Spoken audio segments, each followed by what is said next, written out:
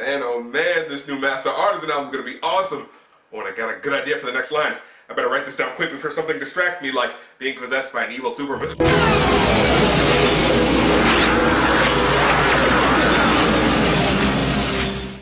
Ah, fuck, not again. Who am I this time? Better not be that obscure Slooper woman. I've been there twice already. Shit, I'm the Rap Critic. No, the Rape Critic. That guy. Wait, is what they say true? Holy shit, it is! Brand name underwear. Aussie bum? He has no idea how gay that is. Finishing reviewing Biggles' Adventures in Time in her compound one night, Diamanda Hagen was shot dead by a gang of strident atheists. She found herself in the present, facing a reflection that was not her own and driven by an unknown force to review exploitation films from the 1930s. Her only guide on this journey is Alistair the Homeless Bastard, a drunken actor who only turns up in the Freaks review. And so Hagen finds herself leaping from reviewer to reviewer, watching ancient exploitation movies and hoping that her next leap will be the leap home.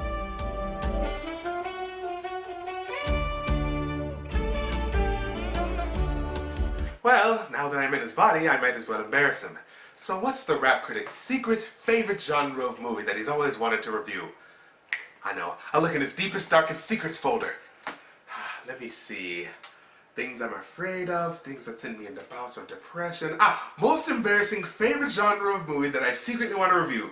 All black Western musicals. I think we have a winner. Greetings, gentle viewers.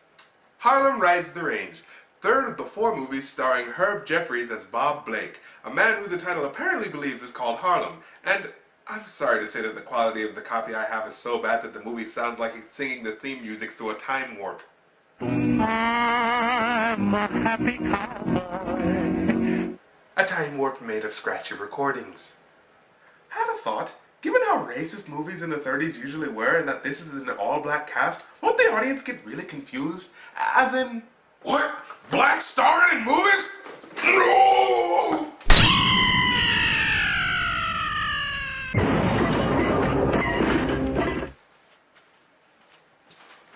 I'm learning a lot today. Still, though, white power, yeah. We open at a guy sawing some wood. Hopefully he'll be careful, if not he'll cut his performance in two. The obvious villain of the film, Mr. Bradley, enters. How can I tell he's the villain? He doesn't need to knock. And because he's this guy's landlord. I've been pretty easy with you, Jim. The interest hasn't been paid for over a year. I could foreclose right now if I wanted to. Surely this man is worse than Hitler.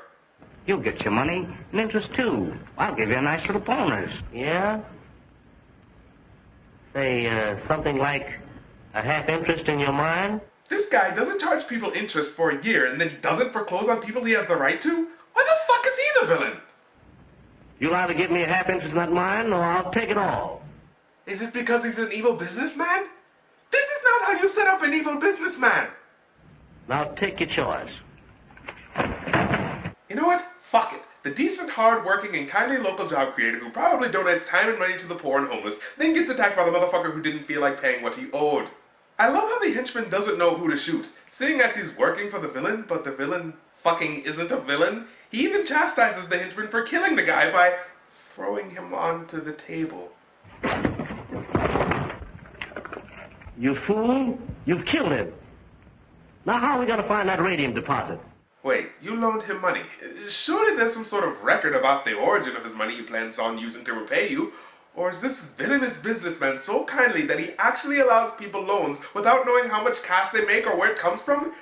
And so operates on some sort of honor system? Why is he the villain? I have more villainy in this guy's little finger! Somebody's coming. We'll have to get him out of sight. Yes, geniuses, hide the dead man's body in his own house while you could be escaping. Not sure how they managed to notice these guys approaching, though. They're pretty far away, and it's not like they heard them, because apparently outside that house is a vacuum.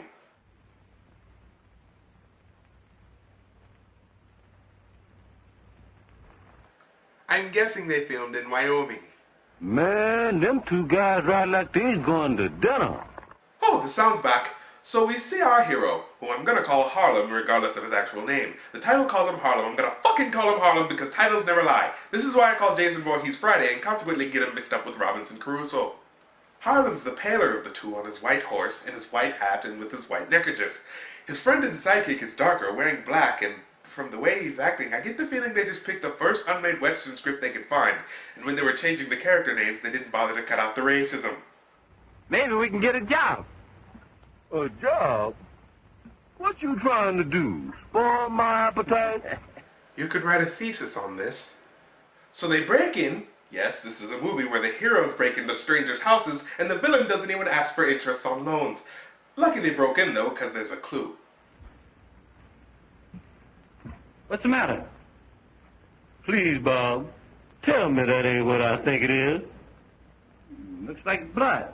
I'm delighted they told me that, because with these visuals I can barely tell. Dusty, the sidekick, continues to wander around acting like Strom Thurmond's wettest of wet dreams when Harlem sees the most amazing picture in the world. Boy, if I could find a girl like that. I know, if she looks that good with shitty 1870s photography, she must be a goddess in real life. One thing that I didn't get is that these two aren't a marshal or a sheriff or anything. They're just two unemployed cowboys going around breaking into dead men's houses. Why are they acting like the hero and the sidekick? These two acting like Batman and Robin doesn't work if they're really just homeless, crazy people. Shit gets serious when a random cowboy gang chef tries to shoot. Shit's so serious that the location turns into a completely different place. And back again.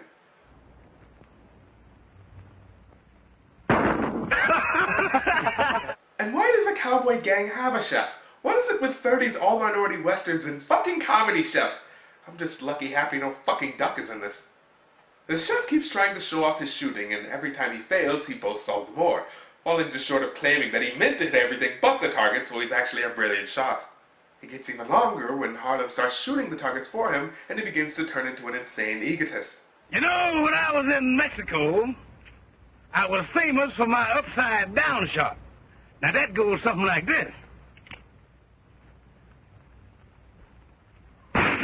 So, one quick Bill Cosby comparison later, Harlem and Dusty have turned up and joined the gang. Jim, I just signed on Bob Blake and Dusty here to ride for this outfit. I don't know if it's the lighting on the print, probably a bit of both, but it's hard to see what's going on and sometimes hard to tell who's who. Harlem's easy to spot because his hat's bigger than everyone else's head, and you can always tell Dusty because, frankly, you can almost smell the racism on him. But with the rest being so characterless, similarly dressed, and the quality of the shot being so bad, and the fact that the heroes act like villains and vice versa, you can sometimes go through half a scene before realizing the guy you're following is actually the villain. For instance, look at this. It took me about 15 seconds to realize this guy in the white hat wasn't just talking to himself. Anyways, Dusty's clearly not so used to being in a film where there's no white people telling him to make an ass of himself, so he starts dancing, like an idiot. Next to me wanting everyone to beat him and scream obscenities. But even Dusty has his limits and retires for the evening, so Harlem's rough lip-syncing gives everyone a song. And I'm getting tired of pointing out that this could have been the print, so from now on I'm going to act like it's the film itself. Look, they're entranced by his singing / ventriloquist act. Now I know a day's a coming when a cowboy work is through. After the song's over, everyone goes to sleep on some traditional cowboy bunk beds. I'm glad they got this shot of Harlem sneaking off, because otherwise I'd assume this riding shot was a dream. Wow, morning has broken. And it's night. And morning. And night. And I can't tell what this is. So the henchman of the villain grabs Harlem off his horse. There's as close to a fight that pushing each other around in sand can really be. This'll probably cost me my job. But it was worth it. What? You went to find this guy, he attacks you, and you're gonna lose your job?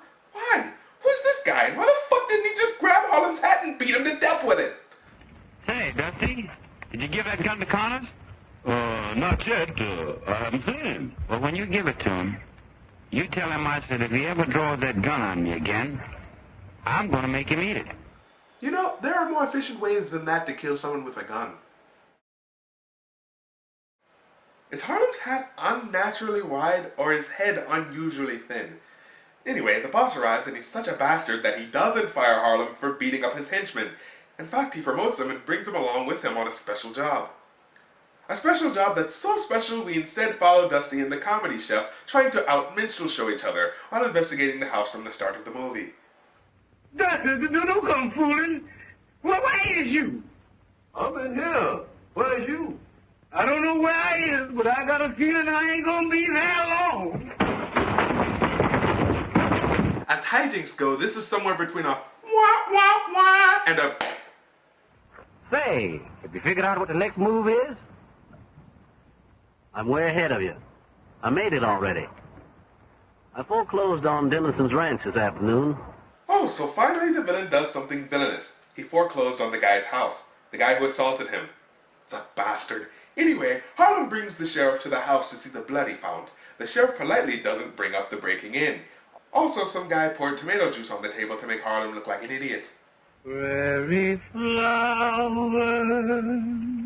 Oh, fuck, not again. So, because in the 30s, seeing a woman's photo meant you were engaged, whether the woman knew about it or not, he's singing a love song to a woman he's never met. What sort of a film has a stalker for a hero and refused to have its villain do anything villainous? A film called Harlem Rides the Range. Fucking magnets, how do they work? And I don't want to talk to a scientist. Hello? Hello, I just thought I'd mention that the villain killed the man at the start of the film. So, he's done something villainous. Even though if he kept him alive, he'd be able to find out where the radium is? Yes, indeed. The same radium mine, which is what the villain actually wants? I think so. Yes.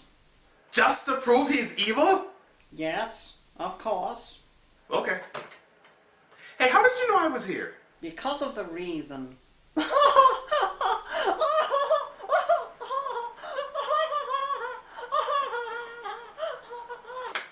Motherfucker. Prairie flowers. Prairie flowers. And now other guys have joined in. For fuck's sake, don't support his obsessions. Or rather, do support his obsessions. See if I give a shit, but at least make it a better song.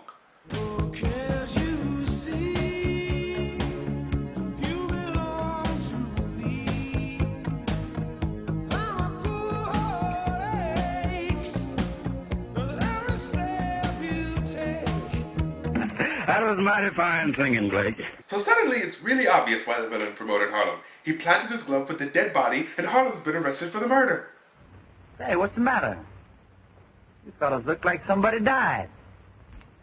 That's your glove, Blake? Yeah. Oh, don't worry. The glove won't fit, so we must acquit. You can still do OJ jokes if you're in a black person's body, right? So he's arrested, and Dusty comes along. As in, he wants to get himself arrested too. As in, he demands to get himself arrested because he's his fucking sidekick. And when you suspicions him, you suspicions me. I had no idea you could demand to be arrested like that in the Old West. Though I expect them to be both fired, it's enough the boss lost one competent cowboy, but the incompetent one taking time off to be arrested because he's in love with him? They're both fucking jobless now. Anyway, villainy, villainy, villainy. I'm assuming they're discussing giving money to the little old ladies before killing a random bastard just to maintain their reputation as actually evil. So far, so 1870s. My favorite piece of accuracy comes when the guy answers a 1920s-style telephone mid-conversation. Yeah, they never give a definite time for when this is set, but it all pretty much screams 18-something-be-something. So the villains are gonna kidnap Harlem's girlfriend in his own mind because fuck the radium mine, I guess, and since Harlem's getting tired of being arrested just to prove the villain's evil, he escapes by lassoing the sheriff's gun into his hand. Hold it, Sheriff. I'll trouble you for those keys. Okay, why is he a wandering cowboy starring in a series of crap films? He could be massive in sideshows. And you know, his escape would have been a lot easier if his sidekick hadn't deliberately got himself arrested. A guy walking in and knocking the sheriff out is much less stupid than insane lasso powers. And why'd you let him keep the rope? Yeah, no one expected him to even try that, let alone succeed, but he could have hung himself or something. Harlem locks Dusty in the cell with the sheriff. Now, they say it's so he can travel faster, but surely he can travel just as fast with Dusty getting drunk in the saloon. So I'm just calling this more racism that they forgot to cut out of the script. This guy's a fucking asshole! And in case you didn't realize this yet, he immediately kidnaps the woman he fell in love with based on a photograph. It's that guy, Blake. He's got the girl. After him, men. Chase, chase, chase. Gunfighting, and he's making the woman he just kidnapped help him in the fight? Fucking hell!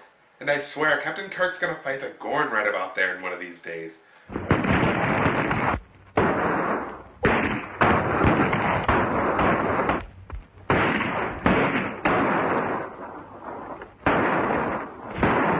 This is a worse Western than the one about those little people.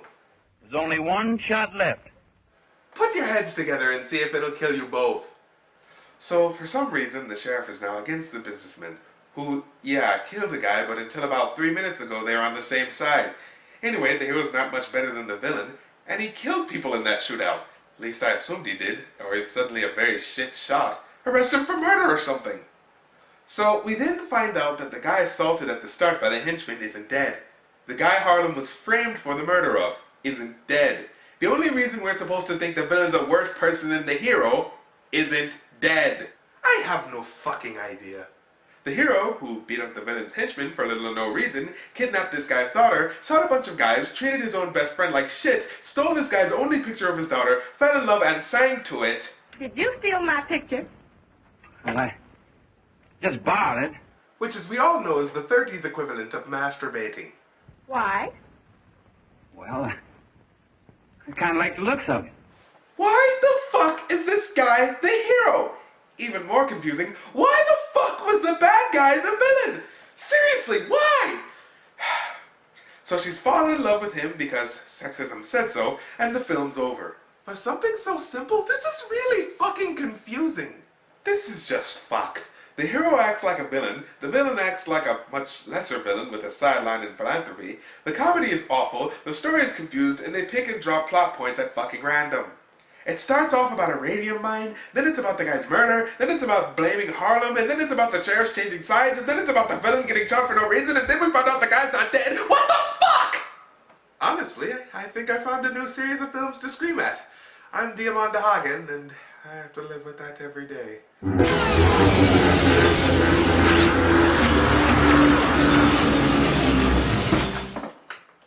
What was the line? What was the line? Oh my god, what was the line? What? Reverse Al Jolson? Black version of the jazz. Turn your face white like a reverse Al Jolson. Yeah, that was the line. Thanks, Diamanda, once again. Why is my deepest, darkest secrets folder open? He rode a blazing saddle, he wore a shining star. His job to offer battle to bad